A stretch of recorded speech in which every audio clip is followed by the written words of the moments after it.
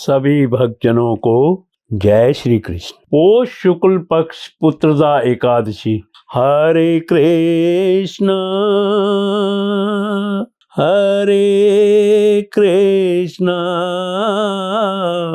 कृष्ण कृष्ण हरे हरे, हरे राम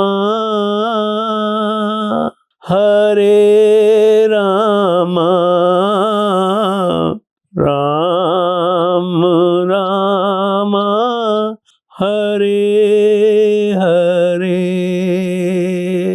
धर्मराज युधिष्ठिर ने पूछा, हे कृष्ण, अब आप पोष माह के व्रत के बारे में समझाइए। इस दिन कौन से देवता का पूजन होता है तथा उसकी क्या विधि है। इस पर श्री कृष्ण भगवान बोले, हे राजन, पोष शुक्ल पक्ष की एकादशी का नाम पुत्रदा एकादशी है। इसका पूजन विधि पूर्वक करना चाहिए। इस व्रत में नारायण भगवान की पूजा करनी चाहिए। इसके पुण्य से मनुष्य तपस्वी, विद्वान और लक्ष्मीवान होता है। इसकी मैं एक कथा कहता हूँ, उसे सुनो। भद्रावली नगरी में सुकेतुमान राजा राज्य करता था। वह निपुत्र था। उसकी स्त्री का नाम शव्या था। वह सदैव निपुती होने के कारण चिंतित रहती थी। इस पुत्रहीन राजा के पितृ रो रो कर पिंड लेते थे और सोचा करते थे कि इसके बाद हमें कौन पिंड देगा। इधर राजा को भी राज्य वैभव से संतोष नहीं होता था। इसका एकमात्र कारण पुत्रहीन होना था। वह विचार करता था कि मेरे मरने पर मुझे कौन पिंड देगा। बिना पुत्र के पितरों और देवताओं से उतरण नहीं हो सकते। जिस घर में पुत्र ना हो वहाँ सदैव अंधेरा ही रहता है।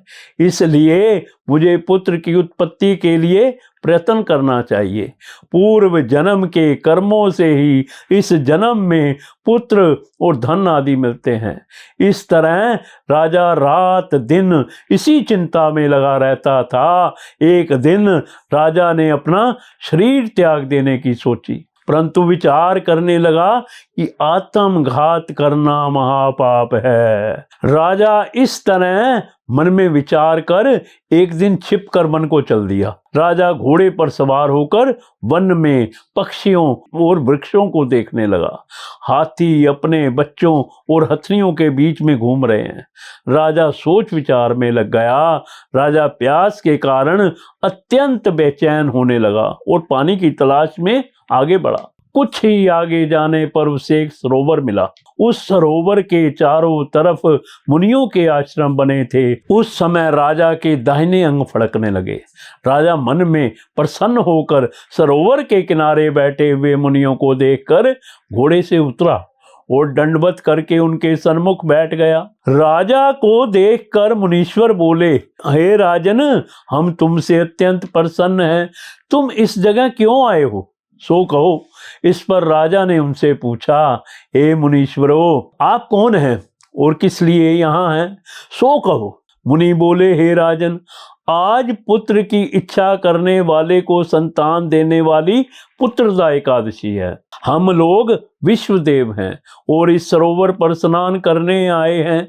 इस पर राजा बोला, हे मुनीश्वर, मेरे भी कोई पुत्र नहीं है। यदि आप मुझ पर प्रसन्न हो तो एक पुत्र का वरदान दीजिए। मुनि बोला, हे राजन, आज पुत्रदा एकादशी है। आप इसका अवश्य ही व्रत करें। भगवान की कृपा से आपको अवश्य ही पुत्र प्राप्त होगा। मुनि के वचनों के अनुसार राजा ने एकादशी का व्रत किया एवं द्वादशी को पारायण किया और मुनियों को प्रणाम करके अंत में अपने महल को वापिस आया। अंत में रानी ने गर्भ धारण किया और 9 माह के पश्चात उसके एक पुत्र रतन पैदा हुआ। वह राजकुमार अंत में अत्यंत वीर, धनवान, यशस्वी और प्रजा पालक हुआ। भगवान श्री कृष्ण बोले, हे राजन, पुत्र प्राप्ति के लिए पुत्रदा एकादशी का व्रत करना चाहिए। जो मनुष्य इसका महात्म श्रवण व पठन करते हैं उनको स्वर्ग मिलता है। कथा सार, पुत्र ना होना बड़ा ही दुखपूर्ण है, उससे भी दुखपूर्ण है पुत्र का कुपुत्र होना। अतः सर्वगुण संपन्न और सुपुत्र पाना दुर्लभ है। ऐसा पुत्र उन्हें ही प्राप्त होता है जिन्हें साधु जनों का आशीर्वाद प्राप्त हो तथा जिनके मन में ईश्वर की भक्ति हो। इस कलयुग में सुयोग्य पुत्र प्राप्ति का उत्तम साधन पुत्रदा एकादशी का व्रत ही है। पुत्रदा एकादशी व्रत कथा संपूर्ण। हरे कृष्ण गोविंद हरे मुरारी, हे नाथ नारायण वासुदेव। हरे कृष्ण गोविंद हरे मुरारी, हे नाथ नारायण वासुदेव।